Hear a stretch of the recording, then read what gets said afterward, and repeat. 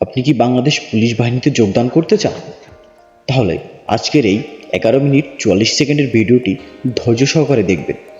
আজকের এই ভিডিওটি দেখলে আপনি কিভাবে যোগদান করে একজন পুলিশ সদস্য সেই সম্পর্কে সকল ধরনের টিপস পাবেন এবং কী কী কার্যক্রমের মাধ্যমে একজন পুলিশ সদস্য যোগদান করে সে সকল কার্যক্রম আজকের এই ভিডিওতে দেখানো হবে। আর আজকের এই ভিডিওতে যে সকল ফটো ক্লিপসগুলো দেখতেছেন, এই ফটো ক্লিপসগুলো 2024 সালে গোপালগঞ্জ জেলা পুলিশ নিয়োগের কার্যক্রমের ফটো ক্লিপস।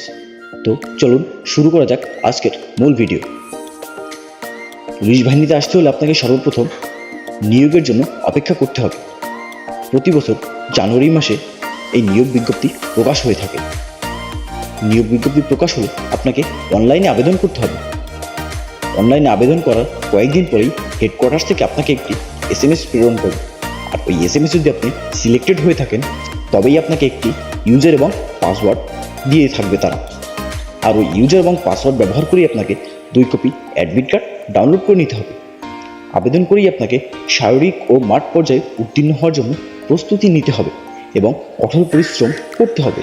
তবেই আপনি মাঠ পর্যায়ে উত্তীর্ণ হতে পারবেন। মাথার ঘাম পায়ে ফেলে নিজেকে ফিল্ড টেস্টের জন্য প্রস্তুত করতে হবে। নির্দিষ্ট তারিখে অ্যাডমিট কার্ড সহ প্রয়োজনীয় কাগজপত্র নিয়ে আপনাকে পুলিশ লাইনে উপস্থিত হতে হবে। পুলিশ লাইনে উপস্থিত হয়ে আপনাকে লম্বা সময় ধরে ধৈর্য ধারণ করে পুলিশ লাইনের গেটের সামনে দাঁড়িয়ে থাকতে হবে। নির্দিষ্ট একটা সময় আপনাদেরকে ভেতরে প্রবেশ করতে বলবে। আর প্রবেশ পথেই আপনার উচ্চতা পরিমাপ করার জন্য একটি স্কেল থাকবে। এই ধাপে অতিক্রম করতে পারলে তবেই আপনি মাঠ পর্যায়ে অংশগ্রহণের জন্য উত্তীর্ণ হবেন। এই স্কেলেই ভিতর দিয়ে চলে যান, তবে আপনাকে গেট থেকেই দুঃখ নিয়ে ফিরে আসতে হবে।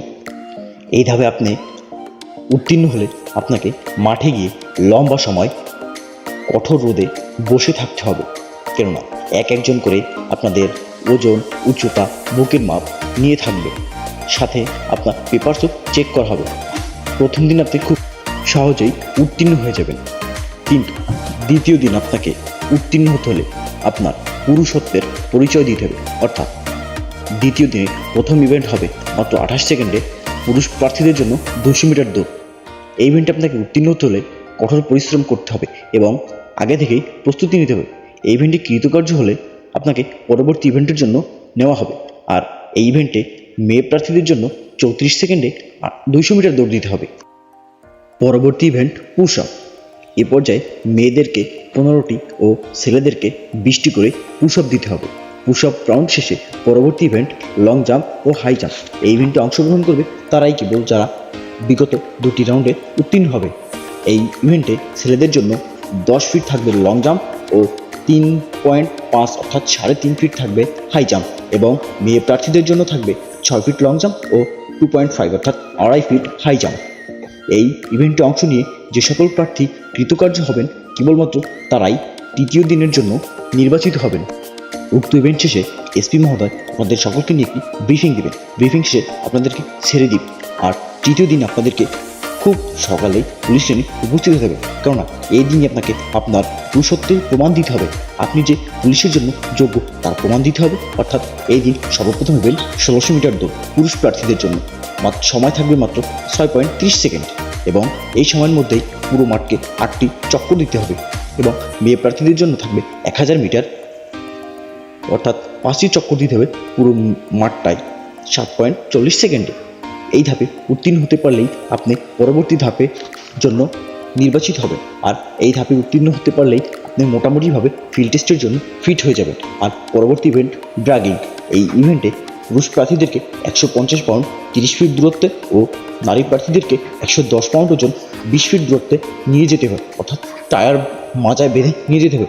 এই ইভেন্টে কৃতকার্য হলে আপনি পরবর্তী ইভেন্ট অর্থাৎ রোপ ক্লাইম্বিং এই ইভেন্টের জন্য নির্বাচিত হবেন।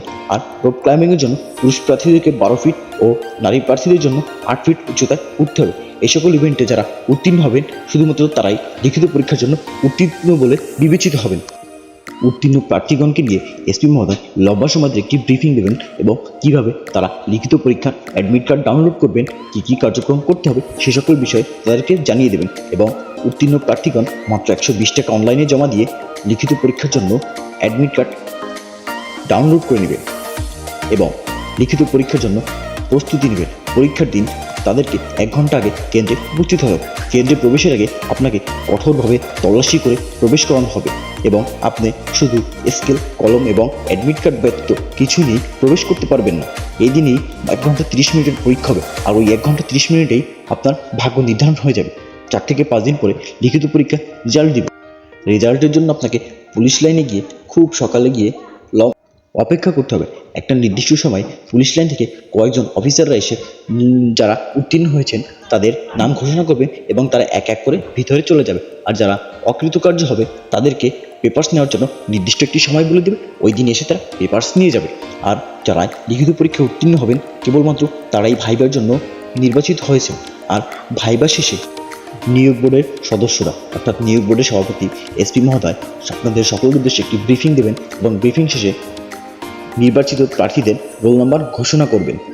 আর যখনই রোল নাম্বার ঘোষণা করবে যারা চূড়ান্তভাবে নির্বাচিত হবেন তাদের মধ্যে আনন্দের কান্নার জোয়ার বসে যাবে এবং যারা অকৃতকার্য হয়ে যাবেন চূড়ান্তভাবে তাদেরকে দ্বিতীয়বার মাঠে আসার জন্য উৎসাহিত করে তাদেরকে বাসার উদ্দেশ্যে যাওয়ার নির্দেশ দিয়ে দেবেন এবং উত্তীর্ণ প্রার্থীদেরকে লাল গোলাপ দিয়ে বরণ করে নেবে এসপি মহোদয়। এর পরবর্তী ইভেন্টেই এসপি মহোদয় সাংবাদিকদের সামনে একটি ব্রিফিং দেবেন এবং এই এসপি মহোদয় ব্রিফিং শেষে প্রার্থীদের মধ্য থেকে কয়েকজন সংবাদ সম্মেলনে কথা বলবেন ও অনুভূতি ব্যক্ত করবেন। আর এই অনুভূতি ব্যক্তর সময় অনেকেই কান্নার জোয়ার বসিয়ে দেবেন আনন্দে, অনেকেই অনেকের অতীতের ব্যর্থতা এবং পরিবারের সাপোর্টের কথা বলবেন। আর এই ইভেন্ট শেষে আপনাদেরকে বাড়ির উদ্দেশ্যে যেতে হবে এবং বাড়িতে গিয়ে মিষ্টির বন্যা বইয়ে দিতে হবে এবং শুধুমাত্র আপনার বাড়িতে নয় আপনার পুরো মহল্লায় মহল্লায় মিষ্টির ছড়াছড়ি চলবে। আর তার কয়েকদিন পরেই আপনাকে পুলিশ লাইনে ডাকা হবে ভিএআর ফর্ম পূরণের জন্য এবং আপনাকে অনেকগুলো ফর্ম পূরণ করতে হবে। আর এই ফর্মগুলো পূরণ করার পরেই আপনার বাঁ হাতের বৃদ্ধাঙ্গুলির ছাপ নেওয়া হবে। তার 2 থেকে 3 দিন পরেই আপনাকে আবার পুলিশ লাইনে ডাকা হবে প্রাথমিক মেডিকেলের জন্য। আর প্রাথমিক মেডিকেলে আপনাদেরকে বেশি কিছু চেক করা হবে না। প্রাথমিক মেডিকেলে শুধু আপনার পিছাটা মেপে দেখবে এবং আপনার চোখ পরীক্ষা করা হবে, আপনি কালার ব্লাইন্ড কিনা, আপনার চোখের পাওয়ার 6/6 আছে কিনা সেসব বিষয় দেখাবে। প্রাথমিক মেডিকেল শেষে আপনারা বন্ধুরা মিলে অনেক আনন্দ উদযাপন করবেন, হৈহুল্লো করবেন, ছবি তুলবেন, অনেক কিছুই স্মৃতি হিসেবে রেখে দিবেন। প্রাথমিক মেডিকেল শেষে আপনাদেরকে পুনরায় বাড়ি যাওয়ার জন্য ব্রিফিং দিয়ে ছেড়ে দিবে। তার কয়েকদিন পরেই আপনাদেরকে চূড়ান্ত মেডিকেলের জন্য ডাকা হবে ঢাকার কেন্দ্রীয় পুলিশ হসপিটাল রাজারবাগে। রাজারবাগে যাওয়ার পরে আপনাদেরকে ইউরিন টেস্ট করা হবে, ব্লাড টেস্ট করা হবে এবং ইসিজি করা হবে। আপনাদের শরীর থেকে 8 টিউব ব্লাড নেওয়া হবে এবং এই 8 টিউব ব্লাড টেস্ট করা হবে, ইউরিনের 2টো টেস্ট করা হবে এবং ইসিজি করা হবে। এক্ষেত্রে একটি গুরুত্বপূর্ণ টিপস দিয়ে রাখি, আপনাদেরকে প্রাথমিক মেডিকেল শেষে চূড়ান্ত মেডিকেল যাওয়ার মধ্যে যে কয়টা দিন থাকবে এই কয়েকটা দিন আপনাকে প্রচুর পরিমাণে পানি এবং ডাব পান করতে হবে যেন আপনার চূড়ান্ত মেডিকেলে কোনো ধরনের সমস্যা দেখা না দেয়। আর চূড়ান্ত মেডিকেল থেকে আপনি বাদ গেলে আপনার জীবনে যে কতটা কষ্ট এটা আপনি বুঝতেই পারবেন না। আর এই এখন যে ভিডিওতে যে ক্লিপসগুলো দেখতেছেন এটা হচ্ছে আমাদের চূড়ান্ত মেডিকেল করে ঢাকা থেকে আসার পথে। অনেকটা গরম ছিল এবং আমরা খুবই আনন্দ করতে করতে ঢাকা থেকে আসছিলাম। আর এই যে আনন্দটা এটা জীবনে স্মৃতি হয়ে থাকবে। কিন্তু দুঃখের বিষয় যারা চূড়ান্ত মেডিকেল থেকে বাদ যাবে এর থেকে কষ্টের আর কিছুই থাকতে পারে না। যাই হোক, চূড়ান্ত মেডিকেল শেষে তার কয়েকদিন পরে আপনাদেরকে চূড়ান্ত মেডিকেলের রেজাল্ট প্রকাশিত হবে এবং আপনাদেরকে জানিয়ে দেওয়া হবে যে কারা চূড়ান্তভাবে নির্বাচিত হয়েছে। চূড়ান্তভাবে নির্বাচিত প্রার্থীদেরকে যখনই পুলিশ লাইনে রাখা হবে তাদেরকে পোশাকের মাপ নেওয়া হবে এবং 5 আঙ্গুলের ছাপ নেওয়া হবে। আর যখনই আপনার 5 আঙ্গুলের ছাপ নেওয়া হবে আপনি পুলিশ কনস্টেবল পদে যোগদানের জন্য প্রাথমিকভাবে নির্বাচিত হয়ে যাবেন, অর্থাৎ আপনি ট্রেনিংয়ে যাওয়ার জন্য প্রাথমিকভাবে নির্বাচিত হবেন। আর এখান থেকে বাড়িতে ফিরে এসে আপনাকে ট্রেনিংয়ের জন্য প্রয়োজনীয় মাল জিনিস কিনতে হবে এবং আপনাকে ট্রেনিংয়ে যাওয়ার জন্য একটা নির্দিষ্ট সময়ে একটা নির্দিষ্ট নোটিশ আপনার বাড়িতে আপনার থানা থেকে নোটিশ নিয়ে আসবে। আর এই নোটিশেই লেখা থাকবে আপনার ট্রেনিং কোথায় হবে, আপনাকে কি কি মালপত্র নিয়ে যেতে হবে, কি কি নিতে পারবেন না সে সকল বিষয় উক্ত নোটিশে লেখা থাকবে এবং আপনি ওই সকল জিনিসপত্রই নিয়ে যাবেন যেগুলো আপনাকে নোটিশে লিখে দেবে এবং সাথে আপনাকে প্রয়োজন মতো পকেট মানি নিতেই হবে। আর এই যে ফটো ক্লিপস দেখতে পাচ্ছেন আমাদের ঢাকা থেকে আসার পথে ঘুমের চিত্র, আসলে আমাদের এই জার্নিটা ছিল খুবই আনন্দ ঘনপূর্ণ একটা মুহূর্ত। আর এই জার্নিটা আমরা সারা জীবনে আর কখনো হয়তো ফিরে পাবো না, এভাবে হয়তো আর কখনোই আনন্দ করা হবে না। যাই হোক, আমাদের এই জার্নিটা ছিল খুবই একটি সুন্দর জার্নি। সব কিছুই স্মৃতি হয়ে থেকে যাবে। আপনাকে নির্দিষ্ট সময় ট্রেনিংয়ে যেতে হবে এবং ট্রেনিংয়ে যাওয়ার আগ পর্যন্ত আপনাকে খুবই সতর্ক থাকতে হবে। এভাবেই একটি পুলিশ সদস্য নিয়োগ পেয়ে থাকেন। আর আজকের এই ভিডিওতে যে সকল ধাপ নিয়ে আমি আলোচনা করলাম, এর থেকে অতিরিক্ত কোনো কাজই আপনাকে করতে হবে না। তো আপনারা যারা আগামীতে অর্থাৎ 2025 সালে বাংলাদেশ পুলিশ বাহিনীতে যোগদান করতে চান, আজকের এই ভিডিও দেখে আপনারা সেভাবেই প্রস্তুতি গ্রহণ করুন। আর আপনাকে পুলিশ বাহিনীতে আসতে হলে শারীরিকভাবে যোগ্য হতে হবে, মানসিকভাবে প্রস্তুত থাকতে হবে এবং শুধুমাত্র শারীরিকভাবে যোগ্য থাকলেই হবে না, আপনাকে আপনার মেধা দিয়ে, শ্রম দিয়ে আসতে হবে পুলিশ বাহিনীতে। আর আপনি যখনই মেধা এবং শ্রম দিয়ে পুলিশ বাহিনীতে আসবেন, তখন দেশের প্রতি আপনার একটা অন্যরকম ভালোবাসা তৈরি হবে। আর সেই ভালোবাসা থেকেই আপনি দেশের মানুষকে সেবা করে যেতে পারবেন। আর আমাদের গোপালগঞ্জ জেলা থেকে এবছর নিয়োগ হয়েছিল 29 জন, 25 জন ছেলে ছিল, 4টা মেয়ে ছিল। আর আমাদের 29 জনের ভিতরে খুবই একটা বন্ধুত্বপূর্ণ সম্পর্ক তৈরি হয়ে গিয়েছিল। একটা পরিবারের মতোই আমরা চলাফেরা করতেছিলাম বাকি কয়েকটা দিন। হয়তো জানি না আগামীতে আমরা ট্রেনিংয়ে যাব, ট্রেনিংয়ের পরে আর কখনো কারোর সাথে সেভাবে দেখা হবে কিনা।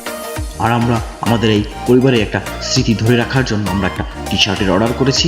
আর সেই টি শার্টটাই হবে আমাদের স্মৃতিময় একটি স্মারক। সব মিলিয়ে আজকের ভিডিও এখানেই সমাপ্ত করতে চাচ্ছি।